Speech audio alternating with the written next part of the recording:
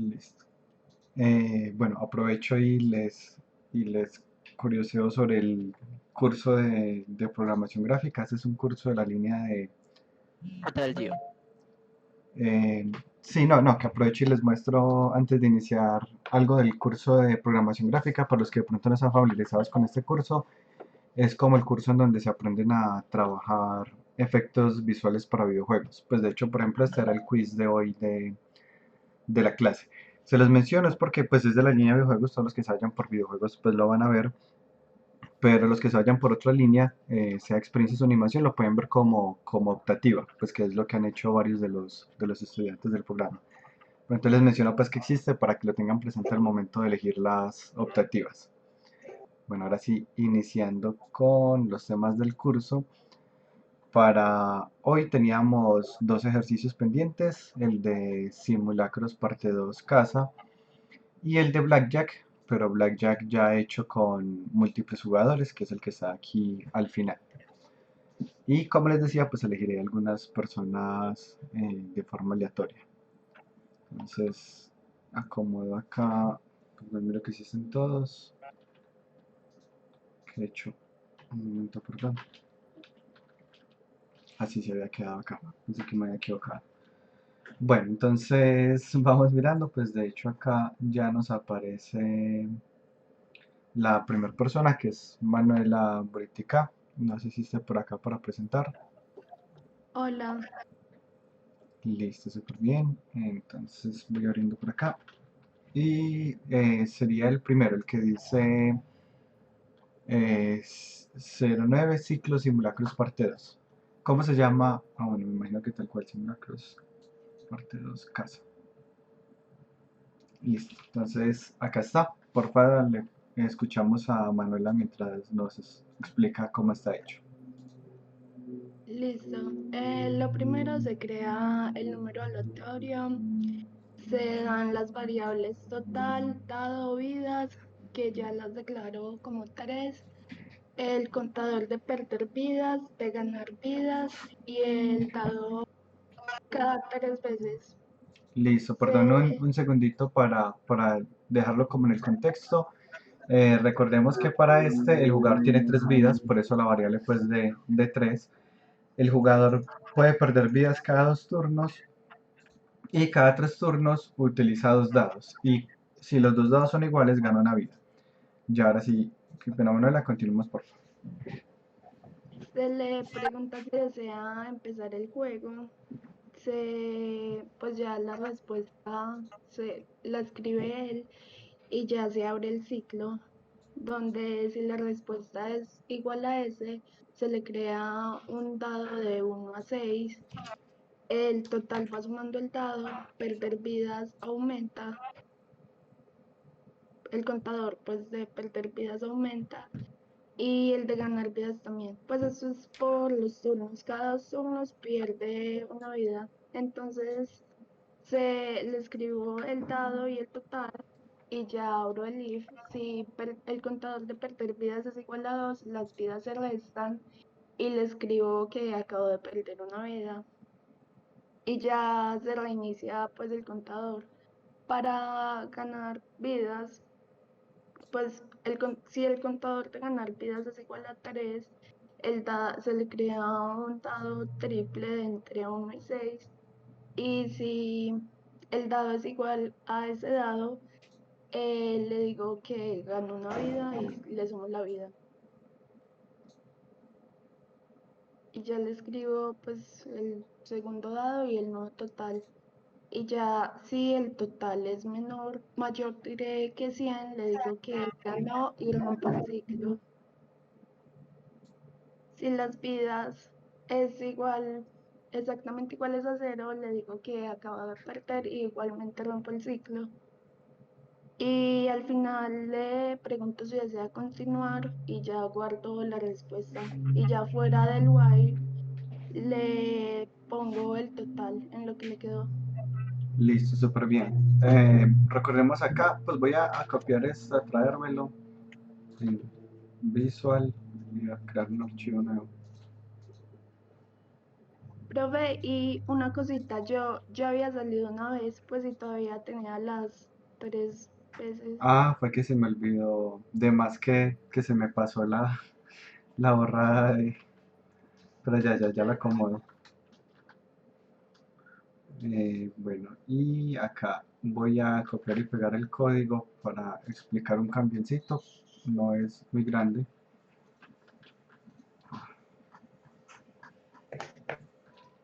Lo que no igual que uno no lo, pues yo aquí lo estoy copiando y descargando, pues uno realmente podría descargar o descargar todos los códigos acá con Download.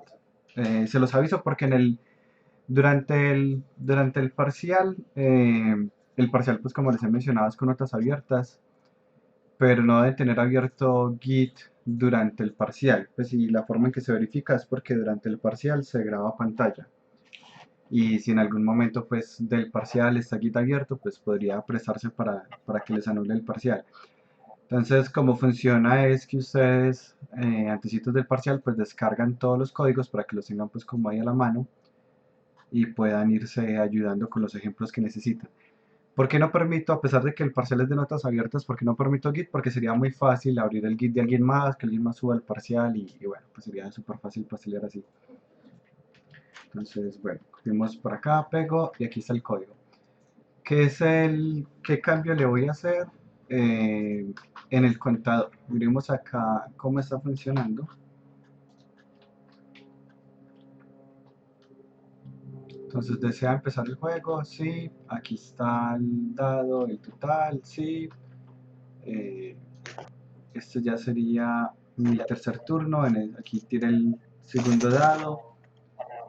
Bueno, aquí hubo un error porque el nuevo total se quedó en 14. Si ya saben 14, 14 más 3 debió quedar en 17. Ya mira ahora qué pasó. Si acá hay un error, para que lo revisen los que de pronto que también tengan ese error, que faltó acumular en el total el segundo dado. Es claro para Manuela que fue quien hizo este ejercicio el error que tiene.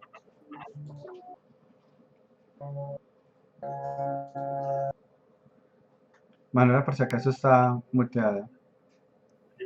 Sí, Listo, ya me acabo de dar cuenta.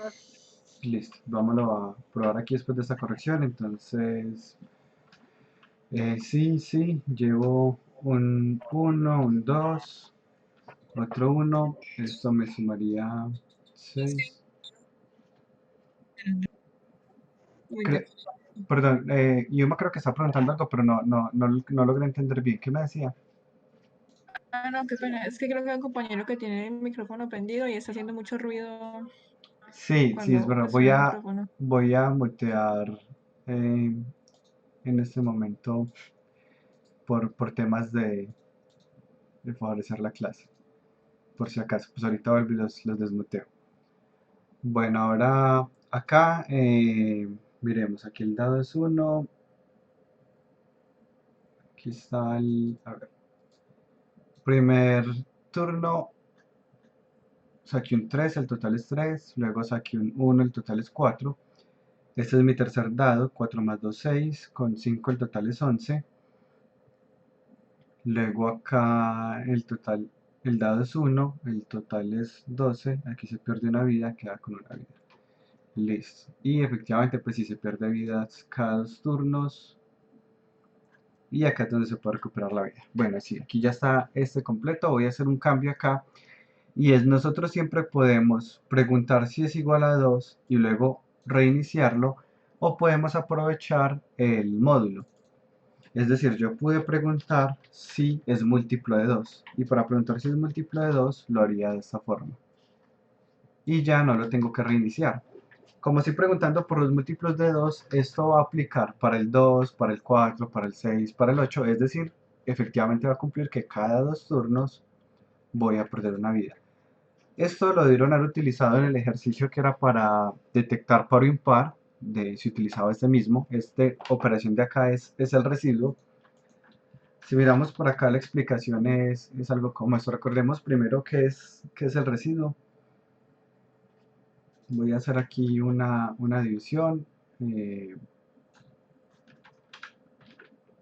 Entonces supongamos que yo quiero dividir 3 dividido 2. Cuando uno divide, uno dice, bueno, ¿cuántas veces está el 2 en el 3? Está una vez. Así que uno pone acá un 1.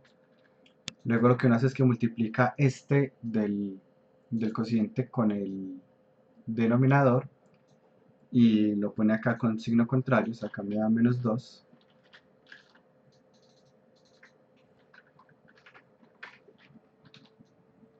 Y luego se operan estos dos, pues se suman y acá me daría un 1. Este de acá, este de ahí es el que se conoce como el residuo. Acá lo señalo. Este es el residuo, que también se conoce como el módulo. Cualquiera de los dos nombres son completamente válidos para este valor de acá.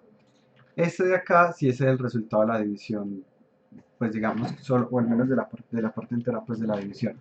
Si uno lo quisiera hacer pues preciso, ya aquí yo tendría que decir, bueno, ya cuántas veces está el 2 en el 1 y sería medio, y aquí le pongo el punto, pues en el 10 porque acá pongo un punto, etcétera. Pues ya dependerá cómo habrán aprendido la división.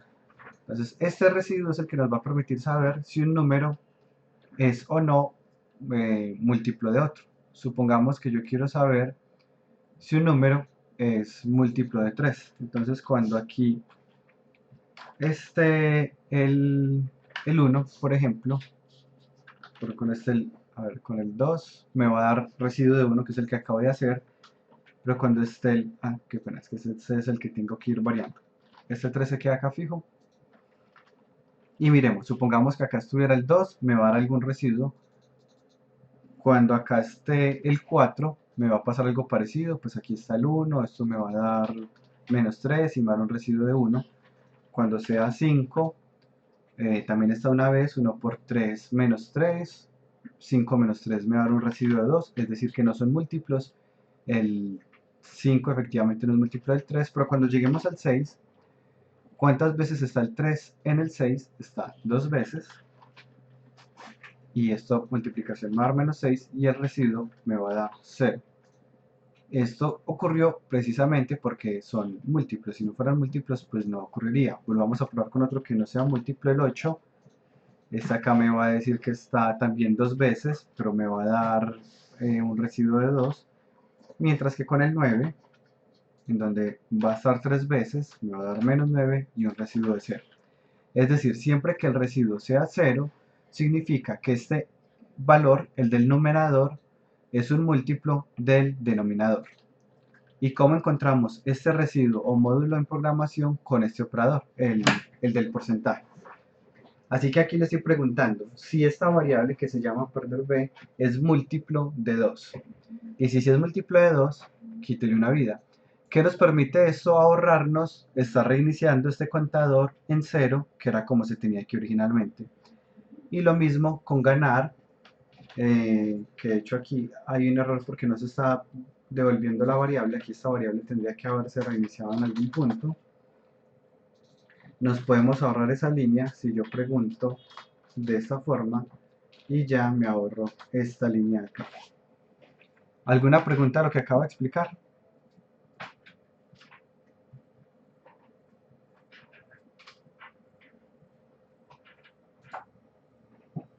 Si no hay preguntas, entonces voy a pasar, voy a desmutear otra vez por si acaso. Les recuerdo igual a los que de pronto tenían el micrófono prendido, mantenerlo apagado cuando no estén preguntando.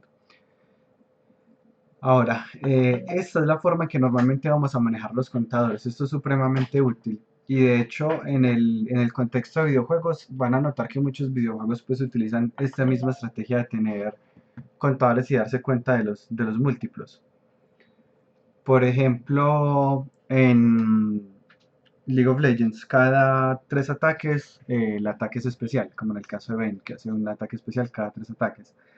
O en el caso de Kled, cada 4 ataques hace más daño si tiene la habilidad. Y miremos que esa forma en que se manejan esas habilidades es con esta estrategia de acá. Un contador, cada vez que hace el ataque, el contador se incrementa. Si el contador módulo 3, por ejemplo, es igual a cero, entonces haga algo especial. Eso sería más o menos como esta explicación de acá. Voy a volver acá a la parte de las notas a seleccionar a alguien más, aunque acá, pues ya que habían dos errores en el código, vuelvo y restauro por acá para que tenga la posibilidad de corregir en la próxima ocasión que le toque. Igual no le bajaré pues la nota del trabajo autónomo. Ahora mismo ejercicio, tenemos a 2087, por si está por acá. Sí, Listo, ya abro.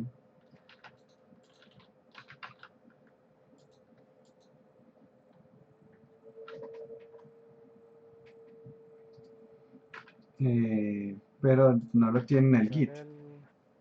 Sí, sí, sí está, pero está en uno que se llama ciclos, pero no es ahí. Es en mi GitHub. Ah, o sea, está en la raíz y están separados. Listo, ciclos. ¿Y cuál es? Lo trabajo. Trabajo.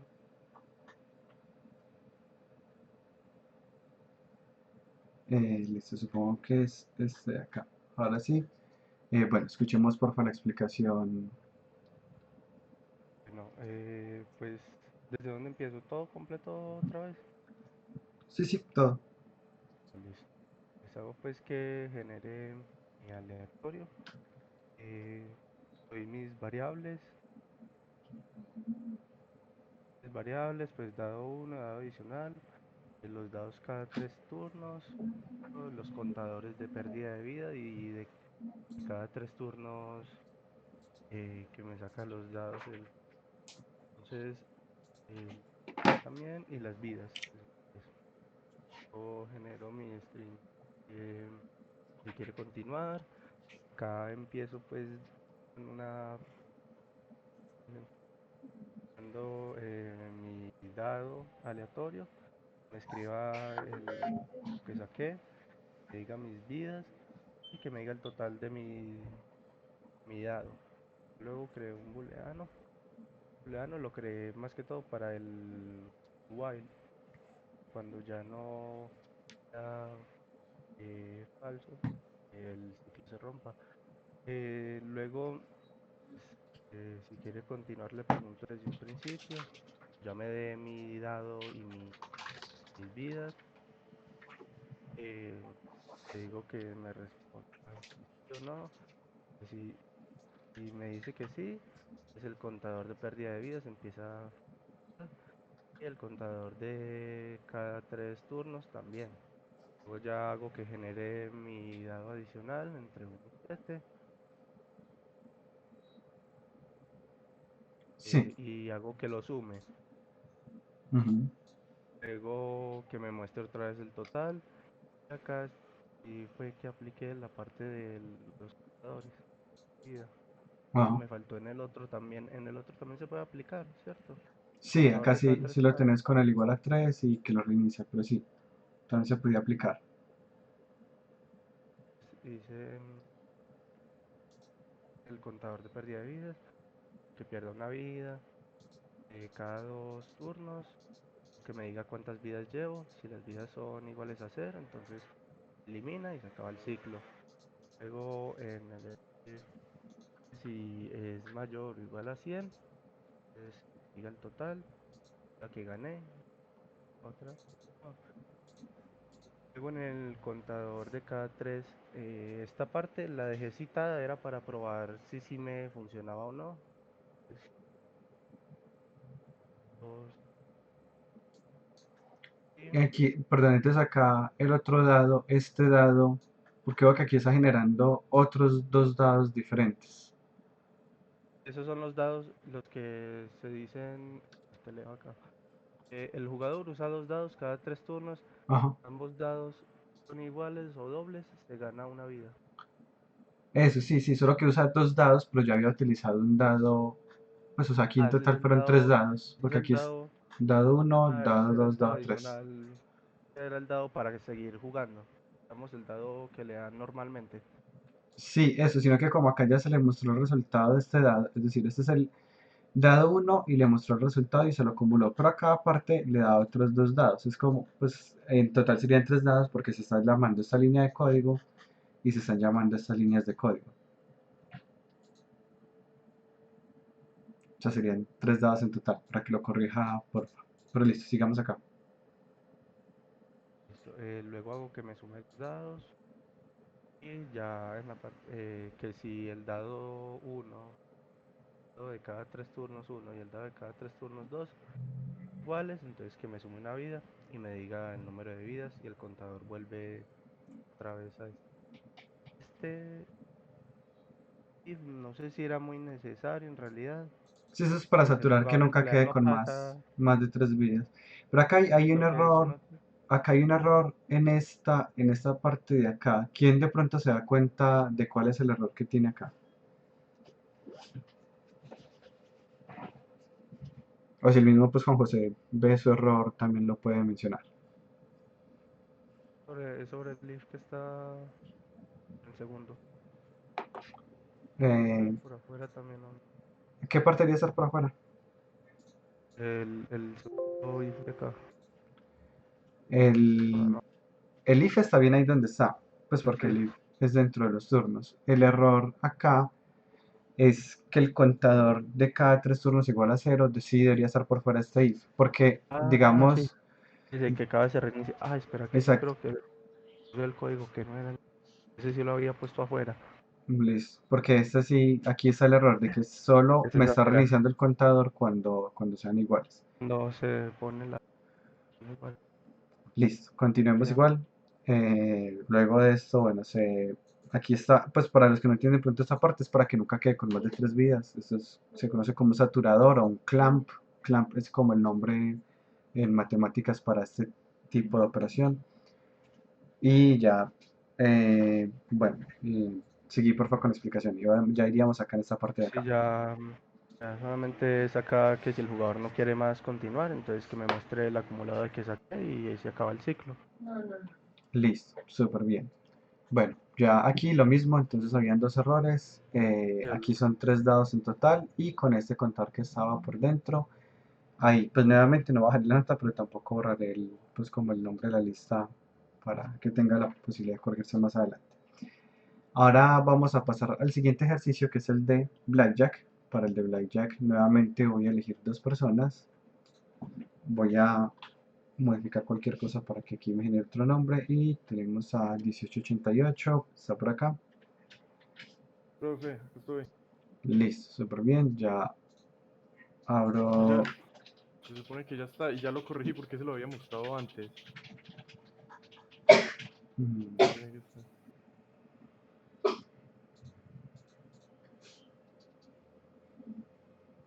Dice Blackjack para más de 2 personas. Listo, entonces Bueno, iniciamos porfa.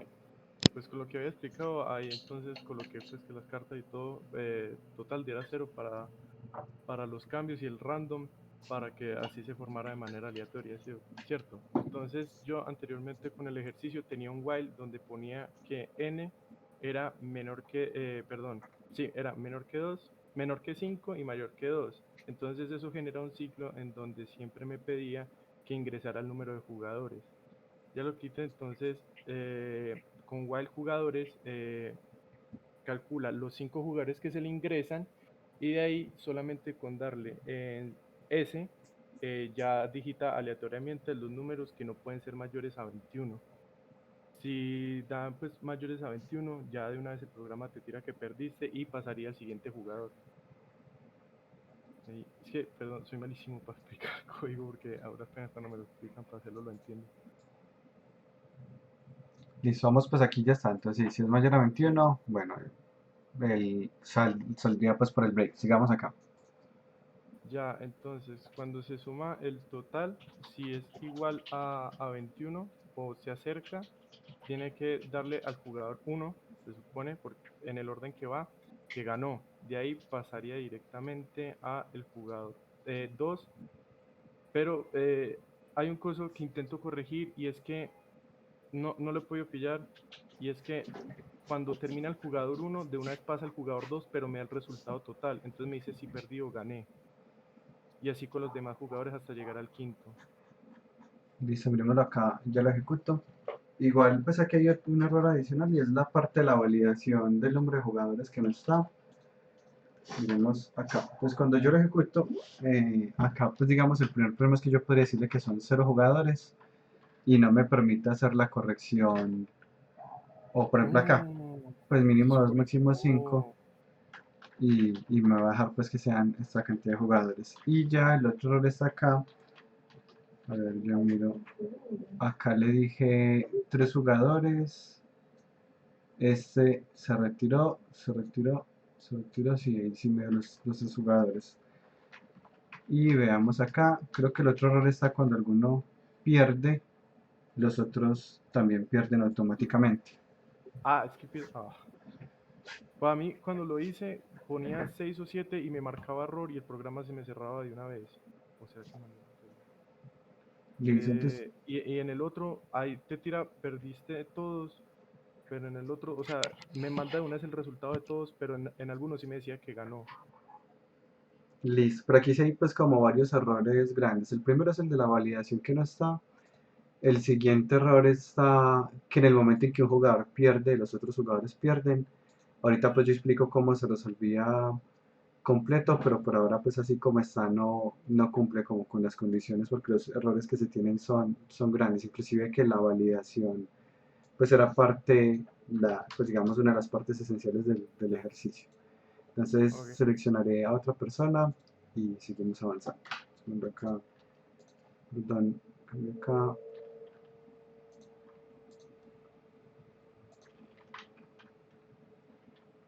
Bueno, sigamos con otra persona y tengo creo que otra le voy a cambiar el nombre, Isabela, pero puede ser Isabel, no estoy seguro. Sí, Isabela, profe. Listo, súper bien. Eh, Eh, lo, profe, yo tengo el sí, internet muy pelle, entonces veo tu pantalla pixelada, entonces lo voy a explicar como leyéndolo desde mi código de acá. listo, dale. Ya dame un segundito, lo abro y yo me voy sincronizando con lo que se vaya diciendo. ¿Cómo se llama?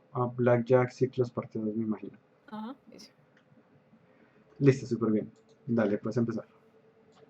Listo, entonces lo primero es el comando pues para que haya aleatoriedad y luego introduzco las variables, carta 1, carta 2, el total que es la suma de esas cartas, introduzco una para que cuente los turnos, pues eso lo uso como para decirles a los jugadores como este es el turno número 1 y entonces cuando se pierde el siguiente diga que es el turno número 2 y así. Luego el max y el min, que es para decir más tarde cuál es el ganador. Y el max player, que es como para decir cuál jugador fue el ganador. Entonces, primero le pido al usuario que ingrese el número de jugadores, mínimo 2, máximo 5, y ya el jugador ahí lo ingresa. Creo un ciclo que, que se cumple cuando el usuario ingresa un número menor a 2 o mayor a 5, que es inválido, entonces ahí le salta el mensaje de error y le pide que lo ingrese de nuevo. Entonces, pues es un ciclo, ya que pues si lo vuelve a ingresar mal, se vuelve a repetir y así.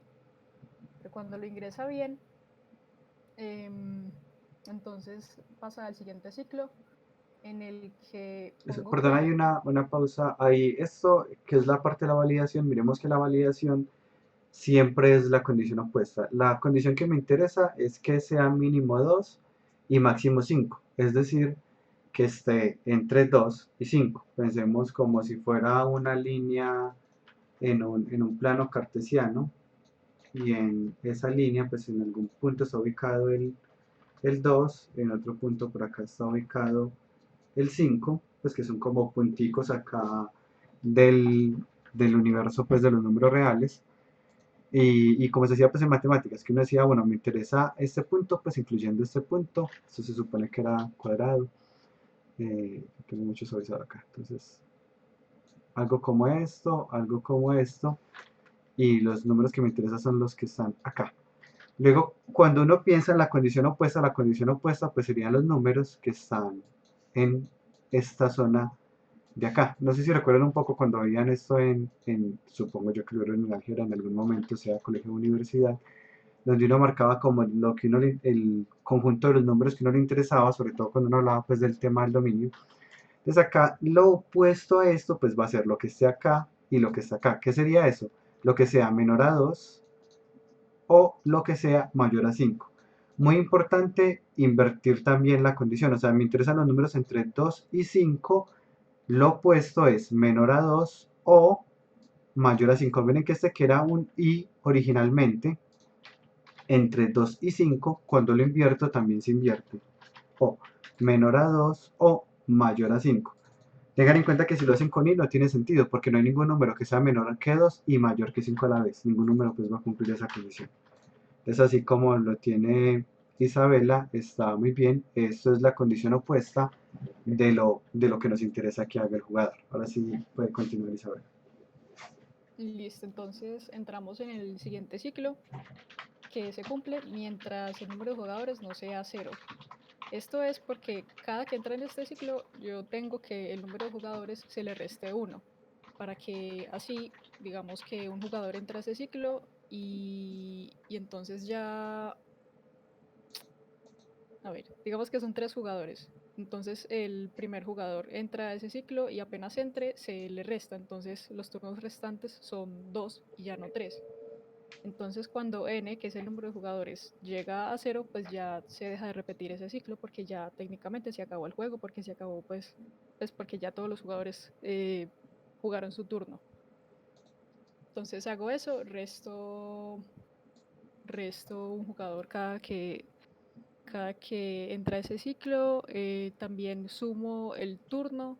Nuevamente, pues turn es la variable que uso como para indicarle al jugador en cuál turno está. Y pongo las cartas, que ahí aparece que es un número aleatorio entre 1 y 10. No me acuerdo si el ejercicio sí indicaba eso o si lo tengo así porque estaba tratando de comprobar algo. No, sí, es así. Bueno. Entonces, las cartas, el total, le digo al jugador su primera carta tiene el valor D, su segunda carta tiene el valor D, su total es D, y le digo que si desea continuar.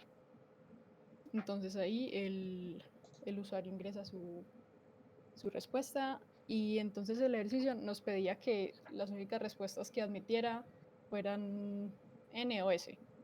Entonces puse que mientras que el jugador no respondiera ni N o S, que le dijera que es una respuesta no válida y que lo intentara de nuevo. Entonces ahí le dábamos la oportunidad al usuario de volverla a digitar y ya si responde N se iría al final en el que dice que su total fue ta. O si responde que S, pues entra a otro ciclo, el que dice while continuar es igual a S. Y ahí pongo una carta adicional y hago que el total que había acumulado antes se sume con esa carta adicional. Y ya dice que su nueva carta tiene el valor de y su nuevo total es de ta. Entonces ahí pongo un if, que si ese total es menor a 21, entonces le pregunto que si desea continuar.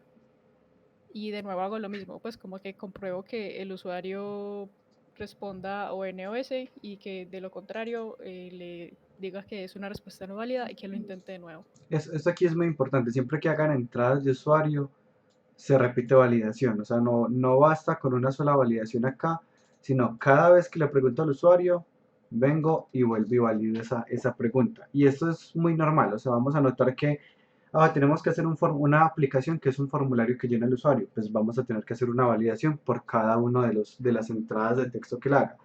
Porque podría ser algo tan sencillo como le digo ingrese un número de teléfono y le ingreso un nombre y tenemos que validar que efectivamente sea un número de teléfono, sea por longitud o por tipo de texto, pero cada dato que ingresa el usuario hay que validarlo. Esto es muy común principalmente porque el usuario no sabe leer y normalmente pues por más claro que uno intente ser el usuario no lo va a entender y por eso es tan importante que incluyamos validaciones en todo tipo de desarrollos que hagamos. Ahora sí, continuemos por favor. Entonces luego de eso pongo un else if En el caso de que total sume 21 y ahí le digo al jugador que felicitaciones, ha ganado el juego y pongo el break para que se vaya al final en el que dice que su total final fue y la cifra. Luego pongo un else, que es el caso en el que se sobrepase de 21 y ahí le digo que ha sido eliminado y de nuevo el break para que le diga el total final. Entonces, luego de esto hago un if en el que, pues esto es para calcular el jugador que ganó. Entonces, pongo que si el total que ganó ese jugador es mayor al máximo y menor o igual que el mínimo, y el mínimo lo puse que fuera 21. Entonces, esa cifra debe ser, y máximo lo puse que era 0. Entonces, que si ese total era mayor a 0 y menor o igual que 21, entonces ahora el máximo iba a ser el total y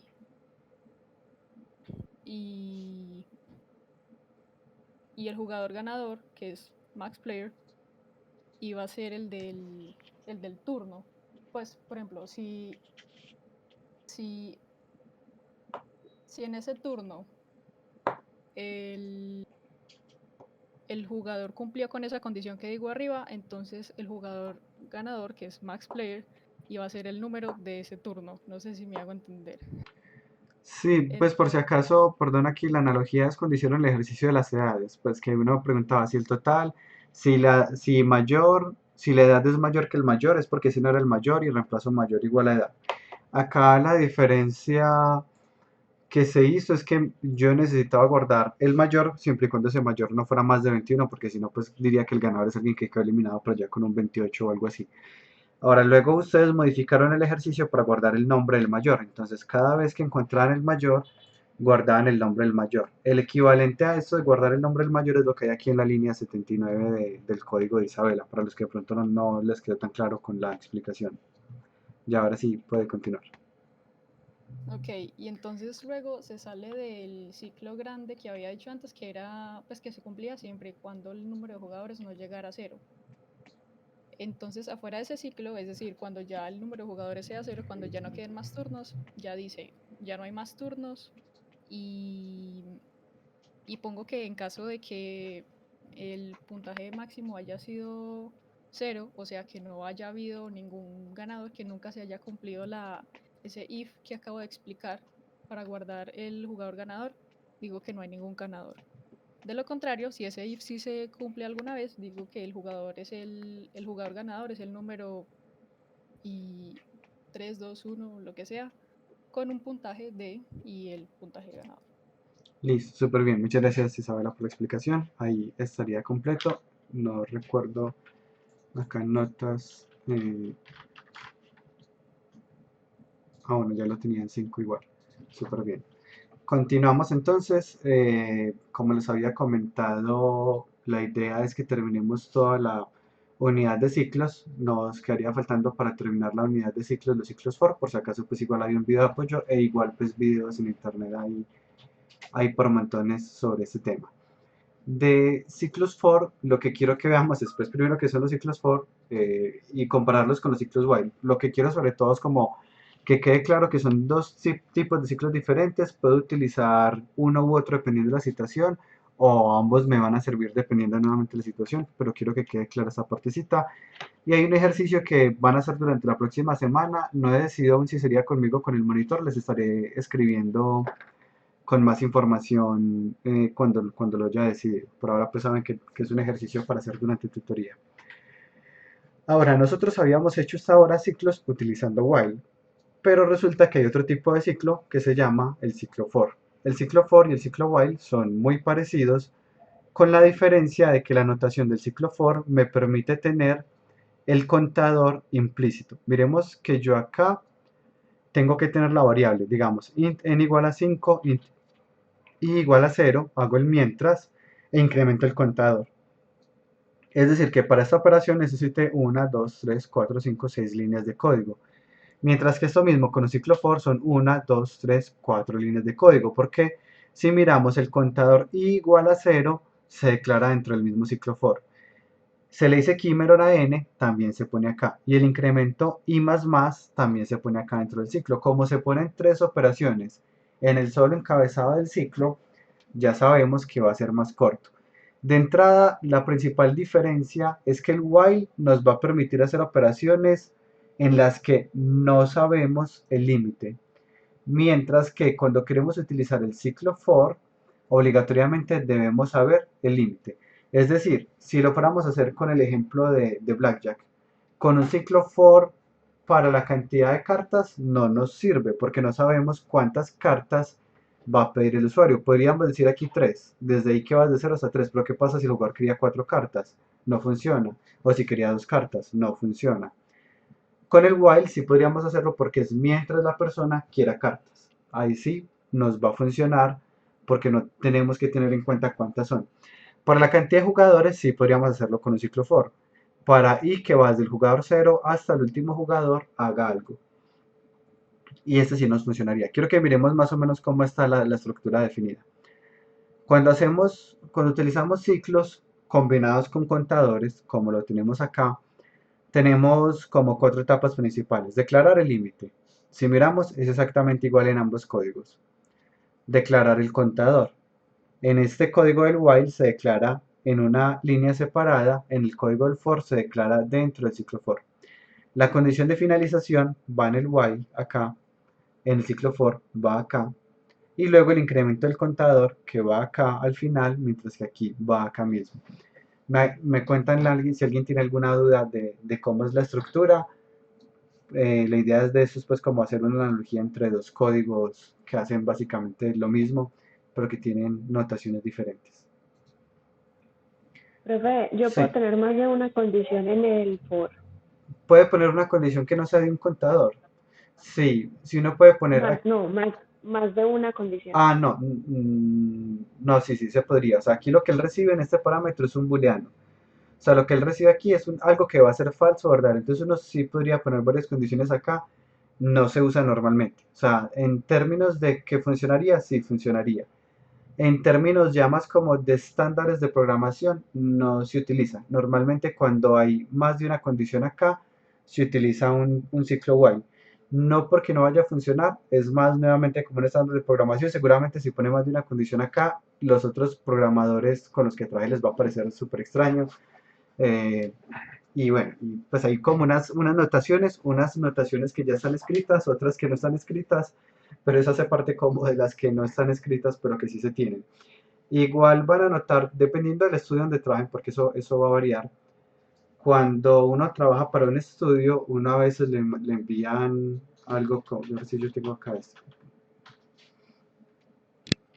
Le envían a uno algo como esto. Esto fue para un estudio que hice un desarrollo y me enviaron como todas las condiciones de cómo era la anotación de ellos. Entonces, por ejemplo, con ellos yo no puedo utilizar como lo hago yo normalmente, que utilizo la llave acá en la misma línea, sino que la línea debía estar abajo.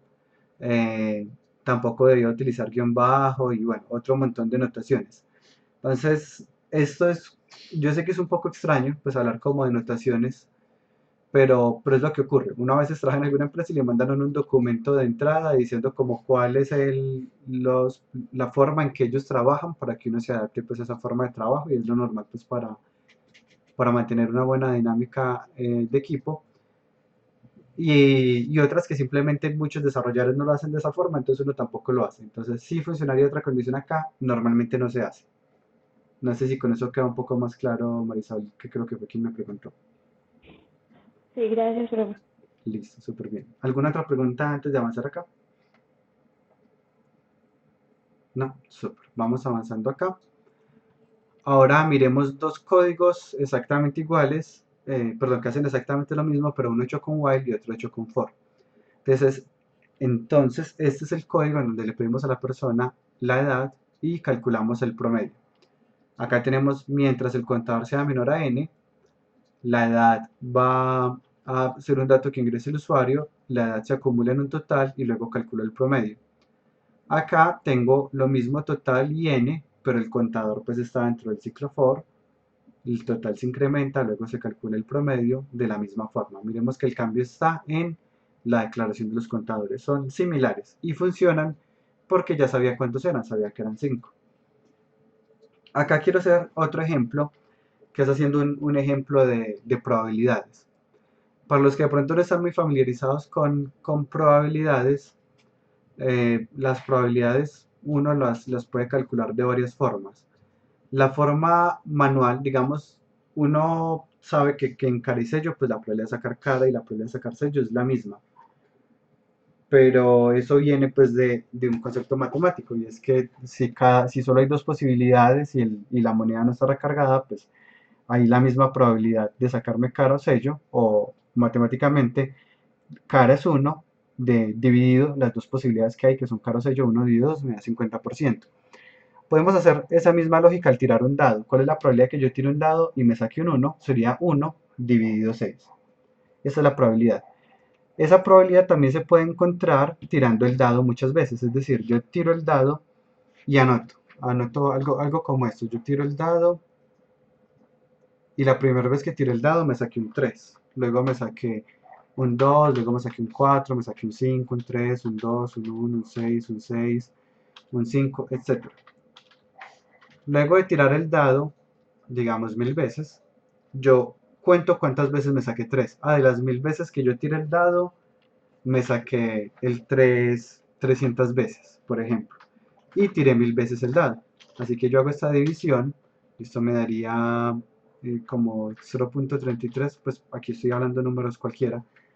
0.33, o pues en porcentaje me daría como 33.3%. Siempre que uno quiera calcular una probabilidad, uno puede hacerlo contando cuántas veces ocurre el evento de interés y dividiéndolo sobre la cantidad de eventos totales. Igual que cuando calculamos la probabilidad de que sacara más de 6 al tirar 2 dados, que fueron los ejercicios que hicimos alguna vez como ejercicio de clase. Ahora, cuando se hace no con un dado, sino con 2 dados, las probabilidades cambian. Cuando uno tira 2 dados, el número más probable es el 7. Porque el 7 es más probable porque hay más cantidad de números que me suman el 7. Por ejemplo, si yo quisiera sacarme un 2 tirando 2 dados, es muy difícil. Solo hay una posible combinación, y es que me saque un 1 y un 1. Eso me da el 2. Quiero sacarme un 12, igual muy difícil. Solo se puede con 6 y 6. Quisiera sacarme un 10, es más probable porque está 4, 6, 5, 5 y 6 y 4. Pero el más probable de todos es el 7 porque tiene más combinaciones. 1 y 6, 2 y 5, 3 y 4, 4 y 3, 5 y 2 y 6 y 1.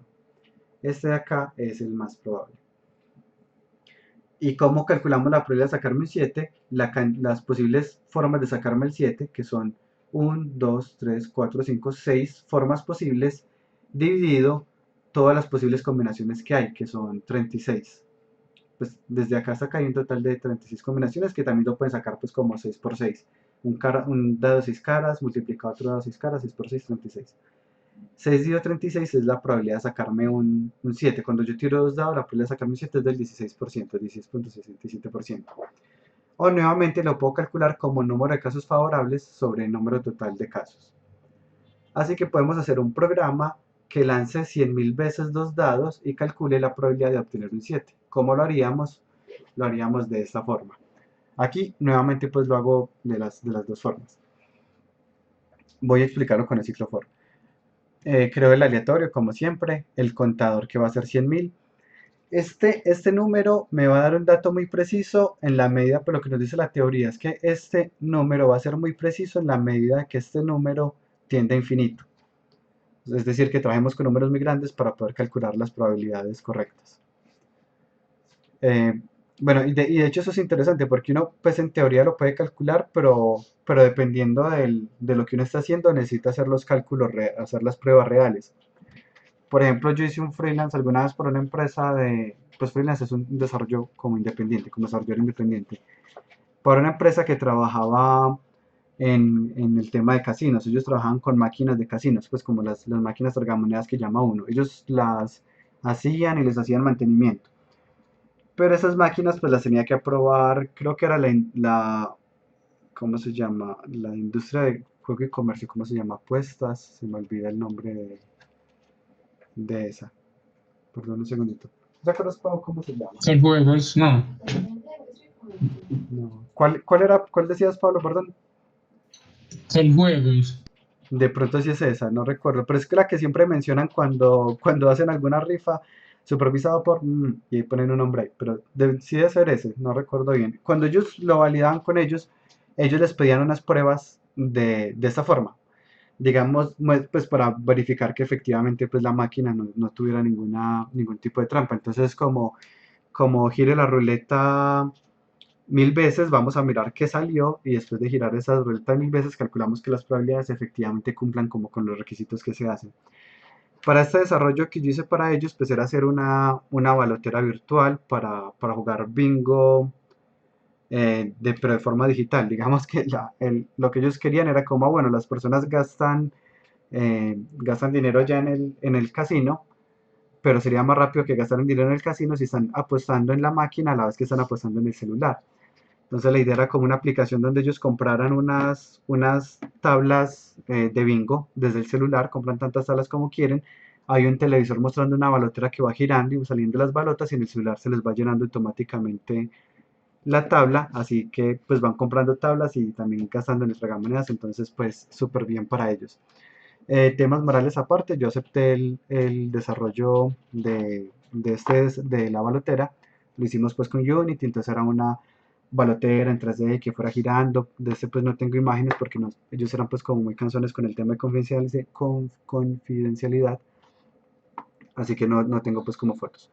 Pero cuando se hizo este desarrollo, algo que nos pidieron fue esto: demuestre que la probabilidad de cada balota es la misma, y nos tocó hacer un programa separado para eso, en donde se dejara la balotera corriendo durante horas, y se calculara la cantidad de veces que salió, por ejemplo, la balota 1 sobre todas las balotas que salieron, para demostrar que efectivamente la probabilidad era, digamos, la probabilidad real y la probabilidad teórica se cumplían. Ahora, nuevamente, retomando acá, vamos a hacer eso mismo, vamos a tirar 100.000 dados, 100.000 veces dos dados. Estos dos dados, cada vez que sean igual a 7, se incrementa en un contador, y ya ese contador, digamos que saqué, no sé, 70 veces 7, se divide sobre el total de veces que lo saqué. Y cuando miramos esta probabilidad de acá, comparada con la probabilidad teórica, vamos a ver que son muy parecidas. Pues voy a hacerlo acá,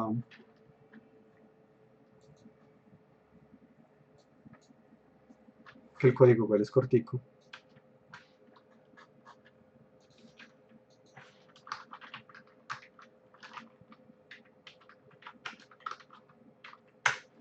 Y bueno, voy a dejar aquí para no demorar. Como puse fue una imagen, no puedo copiar y pegar.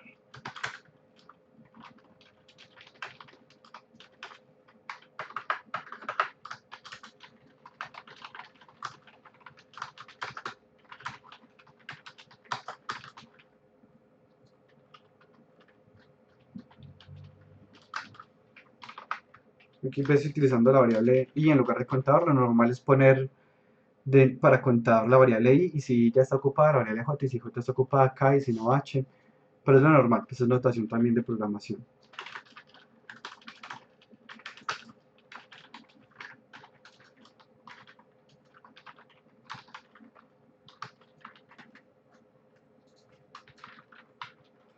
Tengo dado 1, dado 2, voy a preguntar si dado 1 más dado 2 es igual a 7. Y en este caso el contador de 7 se incrementa. Y luego calculo la probabilidad convirtiendo a double, que eso ya lo habíamos hecho también en alguna clase, el numerador, y dividiéndolo sobre la cantidad de datos. Y ahora mostramos esa probabilidad. Esto no debo hacerlo dentro del ciclo, debería ser afuera cuando ya termine de contar.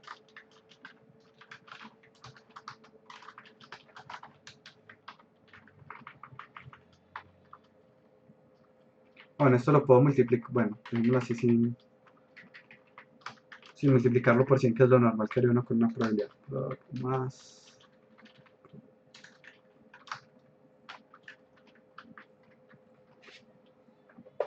Y acá está, miren que la probabilidad después de hacerlo de esta forma, sumando, me dio 0.167. Y si miramos la probabilidad teórica, era 0.166666. Entonces después nos dio súper parecido. Nuevamente esto dependerá de cuántas veces tiremos el dado. Si solo tiráramos el dado unos 100.000 veces, sino, no sé, 50 veces, la probabilidad no nos va a dar tan parecida.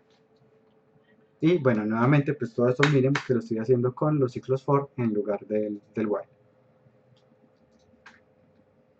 Siguiendo por acá, voy a hacer otro ejemplo con ciclos for, pero para resolver ecuaciones. Para resolver estas ecuaciones hay varias alternativas. Por un segundo, pensemos en que tenemos un sistema de ecuaciones 3×3. Algo como esto. 5x más 3y más 2z igual a 10. Y así. Un sistema de 3×3 que sea linealmente independiente porque si no tendría infinitas respuestas. Cuando manualmente vamos a resolverlo, ¿cómo lo haríamos? Pues nosotros despejamos de la primera ecuación x y nos va a dar que es 10 menos 3y sobre 2z dividido 5. Luego, ¿qué hacemos? Ya que tenemos x de esta ecuación, reemplazo x en la segunda ecuación, ya me quedó 3 multiplicado por x, que es todo esto de acá, más 6y. Luego desde acá, pues simplifico, me quedaría todo en términos de y y z, 21y más 9z igual a 45. De acá ya puedo despejar y, despejé y en términos de z, y luego reemplazo y en esta ecuación de acá, y aquí pues ya me quedaría todo en términos de, pues cuando reemplace, reemplazo primero y, ya se me olvidó aquí cuál era el orden que está siguiendo, despejar y en la ecuación 5, y la ecuación 5 es esta de acá, no, perdón, despejo de acá y, esta sí es, y ahora sí reemplazo y en la ecuación 4, que es la que llamé acá. Listo, despejo x para que x también me quede en términos de z. Entonces ya tengo x en términos de z, y en términos de z, reemplazo x y y para que la tercera ecuación me quede ya toda en términos de z, que es esta de acá. Ya me quedó todo en términos de z, ya por fin encuentro z igual a menos 2. Ya conociendo z puedo encontrar x y puedo encontrar y. Y aquí está el resultado. Ese es un proceso que uno hace, es muy operativo y uno dirá, bueno, pero ¿vale la pena yo despejar la ecuación o es un trabajo que al ser no tan operativo debería poder hacerlo un computador? Y efectivamente pues normalmente pues lo hará algún computador. Esto hace parte de un estudio muy grande que se llaman métodos numéricos. Métodos numéricos es básicamente cómo algunas operaciones que uno normalmente hace a mano las trasladamos para que las pueda hacer un computador. Ahora miremos cómo lo podríamos hacer pero en un programador, en un computador. Para hacerlo en un computador vamos a hacerlo utilizando uno de los métodos numéricos, específicamente voy a utilizar Gauss-Seidel. Existen muchas formas, voy a utilizar Gauss-Seidel, que es uno de los más fáciles de programar. Para programar Gauss-Seidel lo que nos dice es, vamos a despejar de la primera ecuación x, de la segunda ecuación y de la tercera ecuación vamos a despejar z. Como se imaginarán, pues x me quedó en términos de y y z, y en términos de x y z, y z me queda en términos de x y y. Y él dice, para encontrar x, como todavía no conocemos el valor de y y z, vamos a hacer una hipótesis, vamos a suponer que y y z valen 0. Como ya sé el valor de y y z, que es un 0, encuentro x. Luego con x conocido, lo reemplazo en la ecuación de y, como no conozco z, digo que vale 0. Ya por fin encontré x y y, entonces encuentro z con ese x y y. Ya encontré x, y y z, pero partió del supuesto de que estos dos eran 0, ese es un supuesto erróneo. Entonces, ¿qué dice él? Bueno, pero ya no importa que nos equivoquemos al principio, vuelva y encuentre x con el y que encontró ahorita y con el z que encontró ahorita. Luego vuelve y encuentre y con el nuevo x y con el nuevo z. Y haga esto muchas veces y eventualmente, casi de forma mágica, va a llegar a la respuesta. Quiero que lo implementemos para que lo vean funcionando, pero es esto de acá. Entonces tengo las ecuaciones. Tengo tres variables.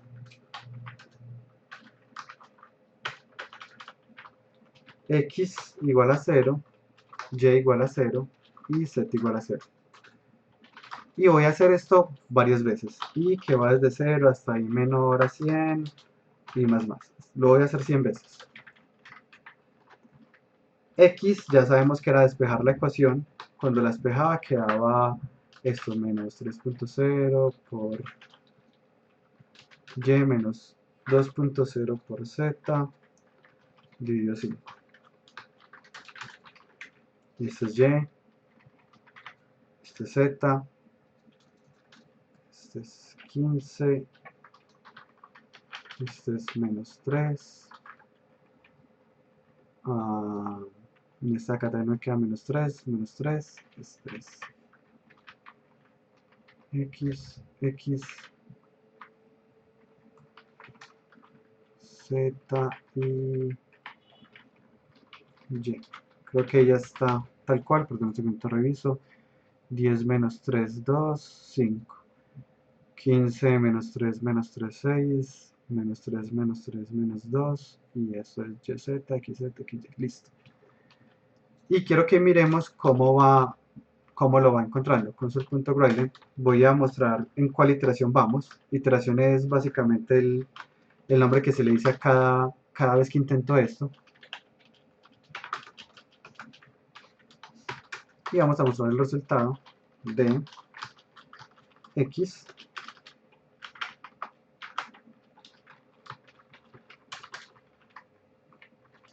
de Y y de Z.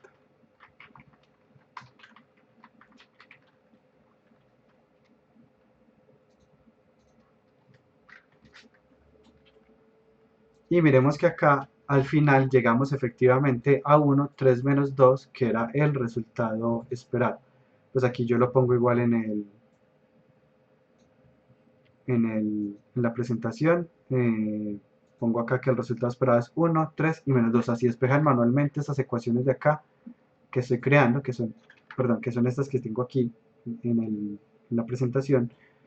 Este es el resultado. Pero si miramos cómo pasó ese resultado, pues él no empezó con él, sino que la primera vez cuando él asumió que eran 0, ese fue el resultado que le dio, que estaba equivocado.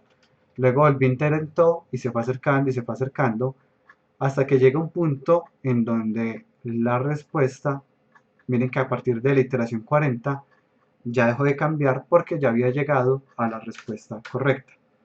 Y acá nuevamente esto fue programado utilizando ciclo for y utilizando este método que se llama Gauss-Seidel, en el que se encuentran X con Y y Z, Y con X y Z, Z con X y Y, pero como la primera vez no los conocía, se asume que la primera vez valen 0, pero al hacer esa operación muchas veces se logra la respuesta. ¿Alguna pregunta de esto que acabo de explicar acá?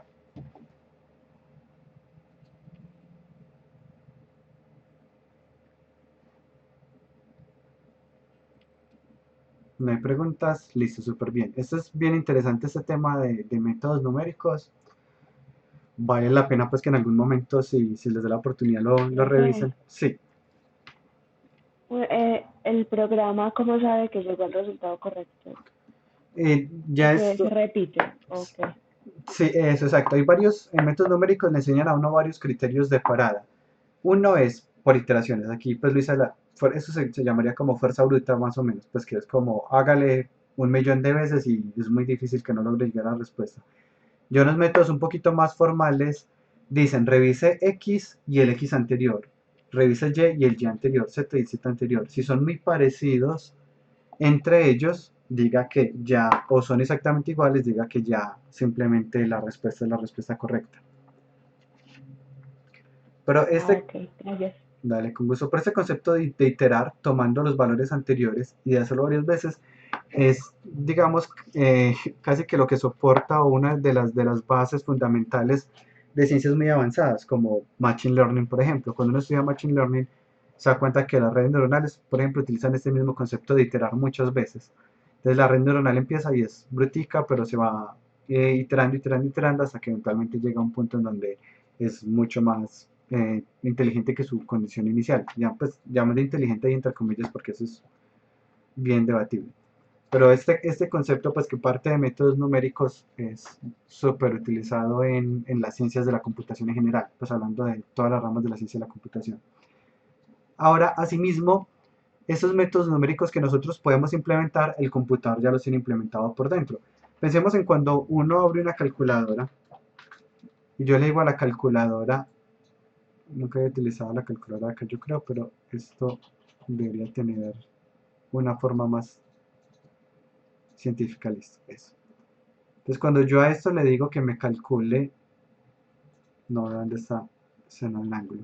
Bueno, cuando yo llego acá a Google y le digo que me calcule seno de 45 grados, me lo tomo en radianes, entonces seno de 1.6 y me da este valor. ¿Cómo sabe la calculadora de Google, cómo sabe cualquier calculadora que yo utilizo, cuál es el valor del seno de ese número? ¿Cierto? No es como que él tenga una tabla, porque la tabla sería infinita. Pues no podría tener una tabla donde conozca el de 15, el de 30, porque hay infinitos valores. ¿Cómo lo resuelven? Y es nuevamente a través de ciclos numéricos, de métodos numéricos. Y lo hacen así. Cuando uno quiere calcular el seno de un ángulo, lo que uno hace es esta fórmula de acá. Uno hace una sumatoria desde 0 hasta n. N se refiere a la precisión. Dependiendo pues del computador, de la calculadora que uno utilice, tendrá más o menos precisión. Para el ejercicio lo van a hacer con una precisión de 100. Y empiezo a sumar estos datos y a multiplicarlos y a operarlos. Y después de hacerlo muchas veces me va a dar un valor muy aproximado de lo que era el seno del ángulo. Lo mismo para calcular e a la x, que es con esta sumatoria de acá.